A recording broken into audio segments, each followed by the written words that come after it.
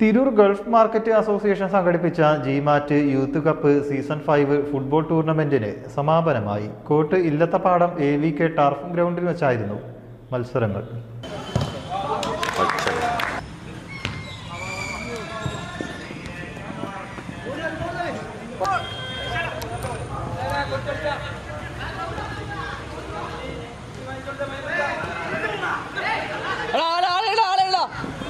Final മത്സരം Tirur MLA Kurukkoli Moideen ഉദ്ഘാടനം ചെയ്തു.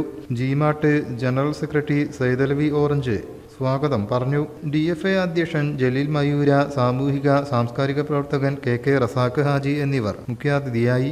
ഗൾഫ് മാർക്കറ്റിലെ 12 ടീമുകൾ പങ്കെടുത്ത ടൂർണമെന്റിന്റെ ഫൈനലിൽ എടപ്പാൾ ഗല്ലിയെ ഏകപക്ഷീയമായ ഒരു ഗോളിന് തോൽപ്പിച്ച് മാൾ ഓഫ് 11 FC കിരീടം ചൂടി. ജിമാറ്റ് യൂത്ത് കപ്പ് പ്രധാനമായും ജീവകാരുണ്യ പ്രവർത്തനങ്ങൾക്കായാണ് സംഘടിപ്പിക്കുന്നതെന്ന് ജിമാറ്റ് യൂത്ത് വിംഗ് അധ്യക്ഷൻ AM അഷ്റഫ്, സെക്രട്ടറി ഷഹീർ ചെമ്മല എന്നിവർ പറഞ്ഞു. Manu eminent, PT Anwar, Abdumon, Aneesh, Naushif, Faisal, Ashraf Btex, working അധ്യക്ഷൻ വെട്ടം നാസർ, ഉപാധ്യക്ഷൻ Gafoor, Khader nice, treasurer Shaji nice എന്നിവർ നേതൃത്വം നൽകി.